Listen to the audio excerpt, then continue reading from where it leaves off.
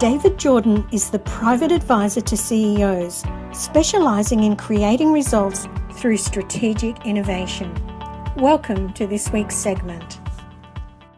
In most organisations that we visit, we find that actually there are a lot of great ideas in the organisation, but the organisation is not acting on it. And part of it is the culture, part of it's fear. But it's really important to actually start acting on those ideas and start trying to implement it. Sure, don't take the big idea and the big risks first up, but start looking at how you can implement something small with a quick win and build confidence, build the culture of the business so that you can actually create an environment of continuous innovation. As we tell clients, it's not about coming up with one great innovation, because within 3 years somebody else is going to have an innovation that supersedes it.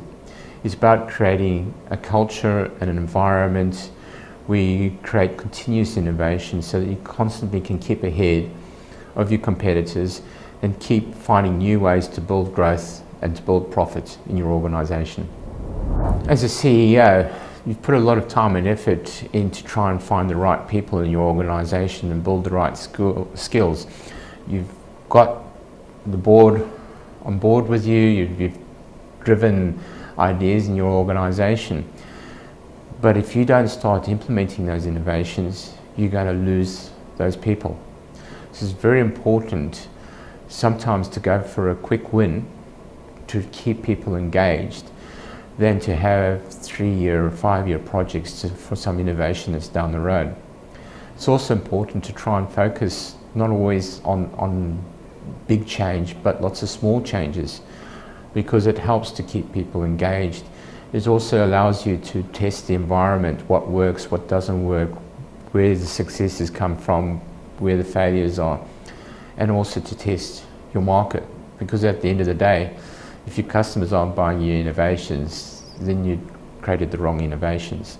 So really look about making sure that you start early with your innovations and start implementing early so that you can test the culture, the processes, and make sure that they're working okay. What's important about the CEO Innovation Blueprint, it's not about theory, it's about practical ideas and concepts to actually make innovation happen. So often organisations are spending considerable time and money in innovation, but they aren't actually making innovation happen. And if they are making innovation happen, they're not getting results. And a lot of it is because they're focused on the science, they're focused on the technology, they haven't focused on the people issues, the human factor around innovation. This whole idea behind the CEO Innovation Blueprint is to help the CEOs identify the human factors that are stopping innovation from being successful. It's looking at your customer issues. It's looking at why creativity is bogged down in your organisation. It's looking at why people are reluctant or fear change. It's looking at why we're not challenging the status quo as well as we could be.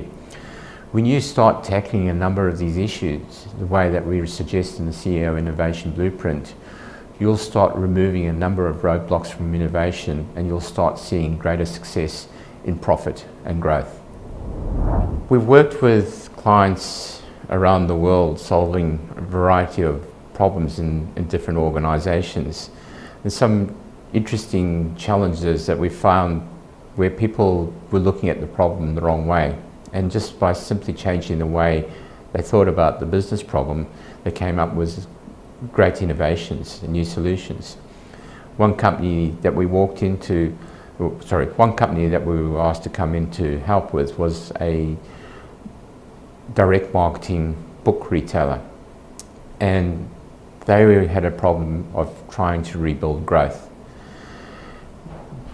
It was an interesting environment because a lot of how the business was driven was by editorial staff, and they were looking at product by how it looked, not what its value was to the customer.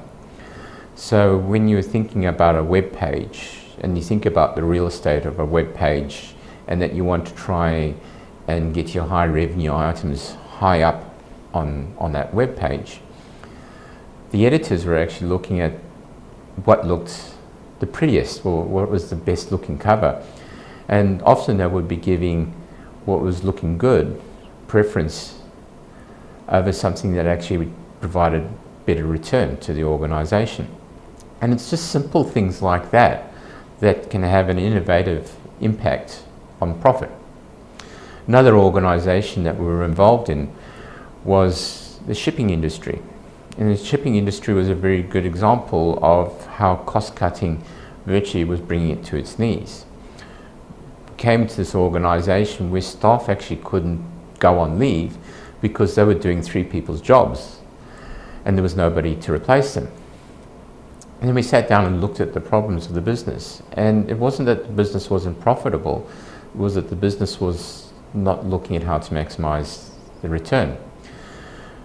The shipping industry, people thought that the biggest asset was ships. We actually identified that the biggest asset was containers. There was more capital tied up in containers than there were in the ships. Then you looked at it, and what happened was that some goods were brought over from another country on a container. They were taken out to the distributor, and the distributor was using the containers as free storage. And they could be sitting out at somebody's site for 2 years. And that was capital of the shipping company.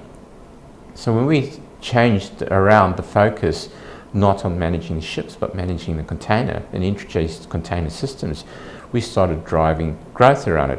We found scenarios where they were sending 2,000 empty refrigerated containers overseas at the same time as they were asking them to bring 2,000 refrigerated containers back to another local port.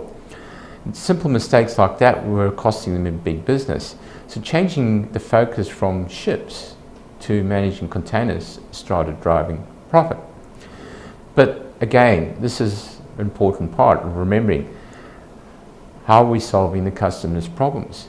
The customers were keeping containers on site as free storage. So we were able to create a new business of hiring containers as temporary storage. So move something from something that was free storage to actually earning revenue from providing a service that the customer needed. These are just sort of the types of examples of innovation in small ways that can have a big impact on business. To get your copy of David Jordan's book, The CEO Innovation Blueprint, go to his website, theceoblueprint.com.au.